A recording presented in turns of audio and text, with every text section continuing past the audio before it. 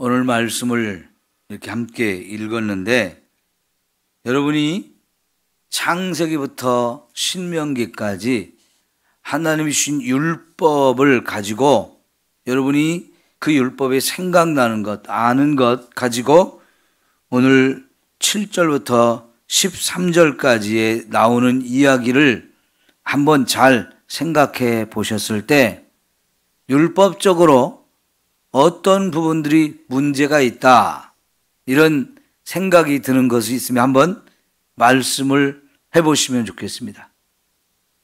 우리가 알고 있는 율법을 가지고 이 상황을 잘 살펴보세요. 어떤 문제가 있을까요?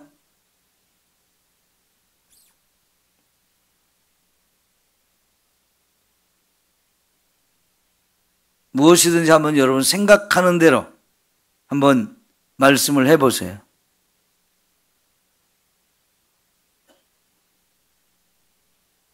우리 장순덕 권사님, 어떤 부분이 문제가 있을까요?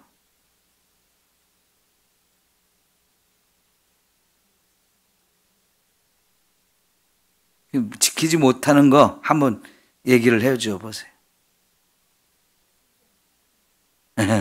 더 구체적으로 우리 김봉래 권사님,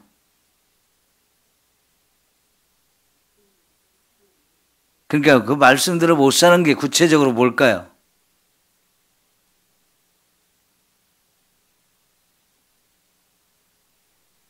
박태화 장로님은? 예.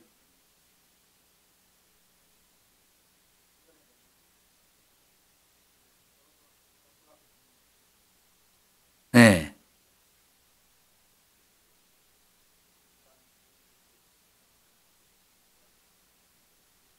네. 맞습니다. 또 우리 박정희 권사님 혹시 어떤 점이 있을까요?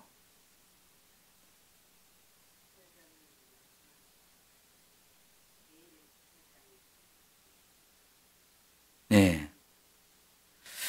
자, 여러분이 이제 몇 가지 자꾸 떠올려 보셔야 돼요. 자, 유다 가족에 속한 유다 베들레헴에서 레위인이 살고 있어요. 한 청년입니다.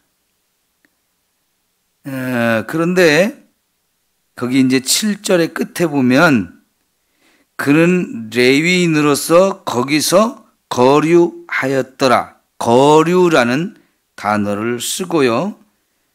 그 사람이 8절에 보면 거주할 곳을 찾고자 하여 그 성읍 유다 베들레헴을 떠나갔다 그랬어요. 우리말로 번역을 할 때 거류란 단어를 쓰고 또 거주란 단어를 썼는데 우리말로는 이게 크게 차이가 별로 안 나요. 그런데 이것을 원어로 보면 굉장히 차이가 나는 단어거든요. 자, 거류라고 하는 이 말에 원어로 보면 이 뭔 뜻이냐면 임시 거주를 하고 있는, 임시 거기에 머물러서 살고 있는 거예요. 왜 그러냐면 과연 여기서 내가 계속 살아야 될까 아니면 또 다른 데로 가야 될까 하면서 임시로 그곳에서 살고 있는 걸 거류라고 번역을 했고요. 그 다음에 8절에 그 사람이 거주할 곳을 찾고자 하여 그 성을 떠나갔다 했을 때 거주라는 말은 완전히 정착해서 거기에 사는 것을 말합니다. 그러니까 거기에서 사는 이유와 목적이 상당히 차이가 나는 겁니다. 원래 이 베들레헴은 레위인이 살도록 준 땅이 아닙니다. 이스라엘 백성이 가나안 땅에 들어가서 이제 각 지파별로 땅을 분배를 받을 때에 48개의 성읍을 구별해서 레위 지파가 살도록 주었어요. 레위 지파는 사방에 이렇게 전국에 흩어져서 살게 되었죠. 그런 그의 베들레헴이라고 하는 이 성은 레위지파 사람들에게 살도록 준 땅이 아닙니다. 유다 지파 사람들이 살도록 받은 땅 중에서도 그냥 시골이에요. 아주 작은 동네예요. 그렇기 때문에 이 레위지파 사람한테 살도록 준 성읍 도시가 아니었다는 얘기입니다. 그런데 이 사람은 그곳으로 간 거예요. 왜요? 혹시라도 거기서 살 수 있지 않을까, 자기가 거기 머물러서 살 수 있지 않을까 하고 본래 살던 그곳을 떠나서 이곳으로 갔습니다. 그래도 거기 가보니까 살만한 곳이 아니라고, 여기서는 머물러서는 안 되겠다, 더 이상 여기 머물러서는 안 되겠다, 그래서 또 떠나가는 거예요. 그러면서 내가 정착해서 거기서 뿌리를 내리고 그리고 계속 살았으면 좋겠다, 그럴 곳을 지금 찾고 있는 거지요. 자, 그게 이제 첫 번째 우리가 생각해 볼 문제인데요. 자, 여러분에게 질문을 할게요. 레위지파 사람들은 땅을 받은 게 없죠? 그러면 그 시대가 주로 농경 시대거든요. 농사를 지어서 먹고 살든지 아니면 목축업을 하든지 해서 먹고 살아야 되는데, 레위지파 사람들은 그 농사를 지을 땅을 주지를 않았어요. 누가 안 줬어요? 하나님이 안 줬죠. 그러면 레위지파 사람들은 어떻게 살게 하셨습니까? 그렇죠. 백성들이 11조를 드리면 그것을 먹고 살아야 되는 거예요. 그런데 이 레위지파 사람이 지금 자기가 살 곳을 자꾸 찾아서 여기저기 떠도는 이유는 그럼 뭘까요? 그렇죠. 백성들이, 레위지파 사람들이 먹고 살 수 있는 11조를 제대로 안 드린 거지요. 자기가 원래 살던 곳에서 이렇게 살 때에 그 지역의 백성들이 11조를 잘 드렸으면 이게 레위지파가 굳이 먹고 살기 위해서 여기저기 떠돌 필요가 없는 거예요. 그런데 그 지역에 있는 사람들이 11조를 잘 안 드려요. 그러니까 레위지파 사람들이 먹고 살기 위해서 어디 가면 먹고 살 수 있을까 떠도는 거지요. 네, 여러분 잘 이렇게 하나씩 살펴보면 문제가 보이는 거예요. 그러면 또 한 걸음 더 나가서 이 사람들이, 베들레헴이나 이 사람들이 11조를 안 드린 이유는 뭘까요? 네, 말씀대로 지금 안 사는 거지요. 베들레헴 사람들이 말씀대로 안 살아요. 그러면 베들레헴 사람들이 말씀대로 안 사는 건 누구 책임이에요? 네? 이들을 말씀대로 살 수 있도록 가르쳐야 할 책임이 누구에게 있어요? 제사장과 레위지파 사람들한테 있는 거예요. 그것 때문에 그 일을 하라고 레위지파 사람들을 전국으로 흩어놨던 거예요.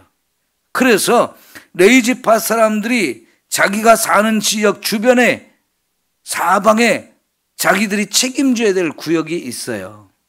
그러면 그 지역에 사는 사람들에게 부지런히 말씀을 가르치고 말씀대로 살라고 이렇게 가르쳐야 돼요. 그리고 재판할 것이 있으면 재판을 하고 또 그렇게 하나님 앞에 말씀을 배워서 신실하게 신앙생활을 하도록 가르칠 책임이 레위지파 사람들에게 있는 거예요. 자, 그러니까 지금 이 레위지파 사람이 자기가 살 곳을 찾아 여기저기 떠돌고 있다는 이 한 가지만으로도 우리가 여러 가지 문제를 발견할 수 있는 거란 말이에요. 먹고 살 수가 없으니까 떠도는 것이고, 그 이유는 사람들이 말씀을 지키지 않고 11조를 드리지 않았어요. 제사장 먹고 살기가 급한 거예요. 그래서 결국은 이 제사장이 먹고 살기 위해서 여기저기 떠돌게 되는데, 그러면 그렇게 사람들이 11조를 안 들은 이유는 또 한 걸음 나가면 결국 레위지파 사람들이 그 지역 사람들에게 말씀을 잘 안 가르친 거지. 그러니까요, 이게 서로가 관계가 있는 거예요. 신앙생활을 못하고 있는 사람, 그 책임은 또 제사장과 레위지파 사람들에게 있고 서로가 서로를 책임을 져줘야 되는데, 그러니까 여러분, 제사장과 레위지파 사람들은 자기들이 일하는 곳에서 거기에 서서 그걸 통해서 먹고 살 수 있도록 하나님이 제도적으로 마련해 놓으셨다는 말씀입니다. 근데 그 제도적으로 마련하는 것이 다 무너져 버린 거예요. 제사장은 제사장대로, 레위지파 사람들은 레위지파 사람대로 마땅히 자기들이 해야 될 일들을 안 하고 있으니까 백성들이 말씀을 몰라요. 그러니까 말씀대로 살 수가 없어요. 결국은 그 사명을 제대로 감당하지 못한 제사장이 자기가 또 피해를 입는 거죠. 먹고 살기가 바쁜 거지요. 그래서 이제 이 사람이 베들레헴에서 또 떠납니다. 그래서 어디 가면 좋을까 하고 여기저기 기웃기웃하면서 떠도는 가운데 우리가 어제 보았던 이 미가라는 사람 집까지 가게 돼요. 그 미가라는 사람의 집은 에브라임 지파라고 그랬죠. 베들레헴 유다 지파 땅을 벗어나서 이제 에브라임 지파 땅으로 간 거예요. 그런데 가면서 여기저기 기웃기웃한 가운데 마침내 미가라는 사람 집에까지 당도를 했는데 서로 이야기를 주고받으니까 내가 레위지파라는 사람이라는 거예요. 그래서 지금 내가 어디서 살까 찾고 있는 중이라고. 뭘 해서 먹고 살까? 어디 가서 먹고 살까? 난 지금 먹고 사는 게 급하다는 거예요. 그런데 이 사람이 레위지파 사람이라는 것을 알고 나니까 미가라는 사람이 그러면 잘 됐다. 네가 우리 집에서 제사장이 되라. 그러면 내가 너에게 1년에 은 10개를 주고 옷도 한 벌을 주고 먹을 것을 다 내가 너에게 책임을 져줄게. 야, 조건이 마음에 싹 들어요. 여러분, 은 10개면 이때 당시 1년 연봉으로 충분했던 거예요. 거기다 옷도 한 벌씩 해주죠. 먹을 것도 다 책임을 져주죠. 자기가 살 수 있는 집까지도 다 해결이 되죠. 그러면 뭐 지금 내가 어디서 무엇을 해먹고 어디서 살까 지금 이게 걱정인데 이걸 다 책임져 준다고 하니까 아이고 웬 떡이냐 이렇게 된 거지요. 자, 이게 지금 레위지파인 이 사람이 얼씨구나 좋다 웬 떡이냐 하면서 꿀꺽 삼켜야 될 일입니까? 아닙니까? 이거는 레위지파 사람이 그렇게 해서는 절대로 안 되는 거예요. 더구나 그 집에서 이 사람이 해야 될 일이 뭐라고 했어요? 제사장이에요. 그 집에는 신당도 있고 신상도 잘 만들어 놨어요. 제사장이 입을 수 있는 에봇도 만들어 놓고 또 그 집에는 드라빔도 있다 그랬어요. 거기서 제사장 역할을 해야 합니다. 이거는 레위지파 사람들이 절대로 해서는 안 되는 우상 숭배인데 먹고 살기 위해서 아이구나 좋다. 이 먹고 사는 문제를 가장 중요하게 생각을 하면서 지금 자기 원래 직분을 잃어버린 거예요. 그거를 이용해서 더 좋은 대접까지 받는 거죠. 이 먹고 사는 문제뿐만 아니라 제사장으로 세워주고 우리 집의 아버지로 우리가 모시겠다. 이게 아버지는 육신의 아버지가 아니고 그들 가정의 영적인 아버지가 되게 해주겠다는 거지요. 근데 이 사람을 청년이라고 말했잖아요. 이 청년이라고 이렇게 표현한 것은 아직은 젊은 거예요. 이 사람이. 결혼을 했는지 안 했는지는 아직 잘 모르겠습니다만은 어쨌든 청년이에요. 젊다는 얘기입니다. 그런데 한 집안에 이렇게 제사장이 될 뿐만 아니라 그 사람들이 자기들의 영적인 아버지로 존중하면서 이렇게 모시겠다고 하니까 더없이 좋은 거지요. 근데 꿀꺽 어이구 좋다 하면서 딱 수락을 하면서 여러분 그것을 11절에 보니까 그 레위인이 그 사람과 함께 거주하기를 어떻게 했다고요? 만족하게 생각했다. 자, 이 레위 사람이 지금 제일 중요하게 생각하는 게 뭐예요? 먹고 사는 문제, 물질이에요, 물질. 제가 목사로서 물질을 제일로 중요하게 생각한다면 여러분은 저를 어떻게 보겠습니까?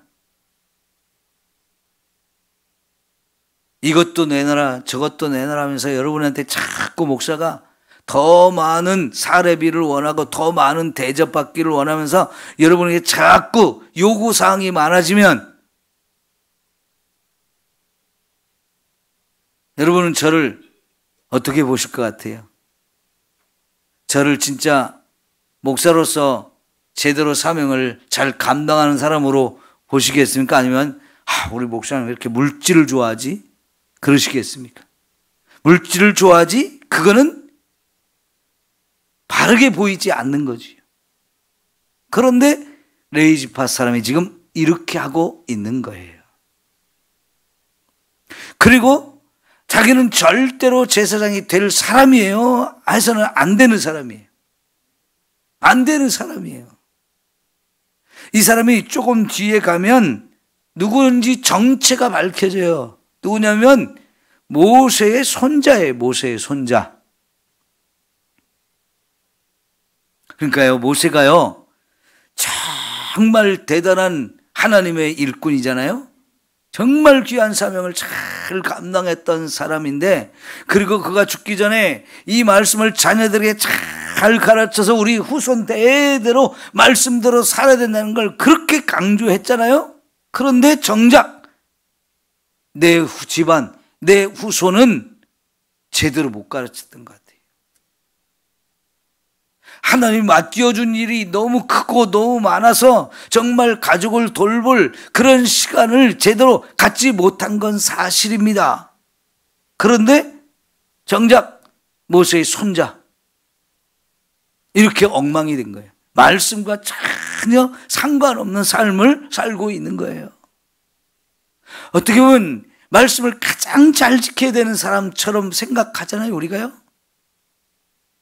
그러면요, 지금 모세의 손자라면 모세가 40에 애굽에서 미디안으로 도망가가지고 40이 넘어서 결혼을 했잖아요. 그러면 80이 되어가지고 하나님이 모세를 선지자로 세우고 애굽에서 이스라엘 백성 구원하는 일을 하기 위해서 다시 애굽으로 돌아가게 했는데 그때 부인과 아들 둘을 데리고 애굽으로 갔었거든요. 그러면 그때 당시 모세가 80이 돼서 처음 애굽으로 다시 돌아갈 때 모세의 이 아들들이 나이가 40은 좀 못된 그런 아들들 둘이 있었을 거 아니에요? 그랬을 때 이들이 장가를 갔었는지 안 갔었는지는 잘 모릅니다. 어쩌면 애굽으로 갈 때까지 장가를 아직 안 갔었던 것처럼 보여요. 왜냐하면 모세가 애굽으로 다시 돌아갈 때 부인과 아들 둘을 데리고 갔는데 나중에 이 백성들을 애굽으로 출애굽시키는 과정 그 전에 미리 다시 처갓집으로 보낸 것 같아요. 그래 나중에 이 모세가 이 시내산 밑에 왔을 때 장인이 자기 처와 아들들 둘을 데리고 찾아왔잖아요. 그러면 모세에게 손자가 있다면 광야 생활을 할 때 낳은 손자인 것 같아요. 그러면 지금 이 17장, 18장 이 이야기는 가나안 땅에 정착한 지 얼마 안 되는, 모세가 죽고 난 지 얼마 안 되는 이 여호수아 시대가 끝나고 바로 사사기 시대의 초기라고 볼 수 있어요. 그런데 이미 제사장부터 레위지파부터 백성들 전체가 하나님 말씀을 이렇게 다 버리고 떠나서 엉망이 되어진 거지요. 모세의 손자라고 하는 이 레위지파 사람조차 제사장이 될 수 없는데 네가 우리 제사장 되어주면 안 되겠니? 조건을 딱 제시하니까 아이고 이거 웬 떡이냐면서 그냥 제사장이 딱 된 것부터 시작해서 먹고 살기 위해서 떠돌다가 먹고 사는 문제 해결되게 됐으니까 막 덜컥 이걸 탁 받아 처먹었단 말이에요. 그러면 이게 이스라엘이 영적으로 신앙적으로 모든 것이 다 허물어진 거예요. 어제 말씀과 함께 생각을 해보세요. 제사 제도가 무너졌습니다. 성막 제도가 무너졌습니다. 제사장 제도가 무너졌습니다. 레위지파 제도가 다 무너진 거예요. 이런 것들은 지금 이스라엘 백성들이 신앙생활, 하나님을 믿는 데 있어서 가장 중요한 뼈대가 되는 제도들이거든요. 율법 중에서 가장 기본이 되고 중심이 되는 너무나 중요한 것들인데 이게 다 무너졌단 말이에요. 바로 이런 걸 통해서 이 사사 시대가 어떤 시대였는지, 왜 하나님이 그렇게 진노를 해가지고 너희는 도저히 안 되겠어 그래가지고 외국 사람들을 불러와가지고 이 백성들을 이렇게 괴롭게 하셨는지, 그 이유를 이 짧은 이야기를 통해서도 우리가 다 드러나는 거예요. 여러분, 우리가 평소에 이렇게 늘 함께 있다가도 함께 뭔가를 가지고 일을 해보면 그 사람 됨됨이를 더 많이 알게 돼요. 우리가 이웃집 남편을 보면 내 남편보다 훨씬 더 사람이 좋아 보이죠. 그 내 남편은 매일 같이 사니까 그 사람의 모든 걸 다 알게 돼요. 근데 이웃집 남자는 내가 안 살아봐가지고 구체적인 걸 몰라요. 그래서 이웃집 여자한테 물어보니까 살아봐 그러잖아요. 그죠? 그 얘기는요, 네 남편이나 내 남편이나 똑같아. 50보 100보야. 살아보면 그 사람의 됨됨이가 다 나온단 말이에요. 그래서 뭔가 같이 일을 해보면 그 사람의 속속들이, 그 사정을 우리가 알게 되는데, 지금 이스라엘 백성들이 살고 있는 이 모습들을 우리가 알고 있는 율법을 가지고 접촉을 해보니까, 대보니까 이것도 문제요 저것도 문제요 하는 것들이 자꾸 드러나는데 이게 보통 심각한 문제가 아니란 얘기예요. 이게 여호수아가 끝나면서 사사시대가 시작되면서 했던 그 말, 여호수아와 그 시대 사람들이 살았을 때는 하나님 앞에 하나님을 믿는 믿음이 잘 세워져서 제대로 섬겼어요. 그런데 여호수아가 죽고 나자 그 시대 다음 세대 사람들은 하나님도 모른다, 말씀도 모른다, 하나님을 버리고 떠나서 우상 숭배를 한다. 이게 다 근본적인 원인이 제사장, 레위지파 사람들이 그 사명을 제대로 감당을 못했기 때문인 거예요. 그러니까 이 말씀을 통해서 가장 먼저 책임감을 느끼는 건 저예요. 하나님이 저를 한 교회 담임 목사로 세우고 그 교회, 이 교회 안에 있는 성도들의 영혼을 책임질 수 있는 이 사명을 주셨는데 이거를 제대로 감당 못하면 제가 어떻게 되겠어요? 여러분이 엉망이 될 수밖에 없는 거고요. 여러분이 엉망이 되면 결국은 저도 여기서 먹고 사는 문제가 해결이 안 돼요. 그러면 여기를 버리고 또 다른 데 가서 어디 나를 잘 대접해 줄 때는 없을까 하고 기웃기웃하고 있으면 저는 먹을 것만 생각하는 인생이죠. 그죠? 어차피 인간은 먹고 사는 문제는 참 중요합니다. 그러니까 먹고 사는 문제가 해결돼야 돼요. 그러려면 목회를 제대로 하고 말씀을 제대로 가르쳐서 여러분이 신앙생활을 제대로 하도록 이렇게 잘 가르칠 책임이 저에게 있는데, 그걸 못해가지고 여러분이 신앙생활을 엉망으로 한다. 그러면 전적으로 다 목회자 책임이 될 수밖에 없는 거지요. 그러면서도 먹고 살아야 되니까 어디 나를 잘 대접해 줄 데가 없을까? 기웃기웃한다면 진짜 엉터리죠. 문제가 많은 거예요. 여러분, 우리가 저나 여러분이나 이 사사시대에 이런 모습이 되지 않기를 기도합시다. 깨달아야 돼요. 우리 서로를 위해서 관심을 갖고 우리가 진짜 바르게 하나님 앞에 지금 서 있는가, 말씀대로 살고 있는가, 이런 걸 같이 잘 점검해야 돼요. 그러면서 여러분, 이 미가라는 사람이 우리 집에 이제 레위 지파 레위인이 제사장이 되었으니까 하나님이 우리한테 복을 줄 것이다, 여호와께서 우리에게 복을 줄 것이다, 이런 생각을 하는 거지요. 여러분, 흉내만 내가지고는 안 돼요. 레위 지파 사람이 제사장이 되면 진짜 하나님이 복을 줄까요? 내용은 다 엉망인데, 엉터리인데,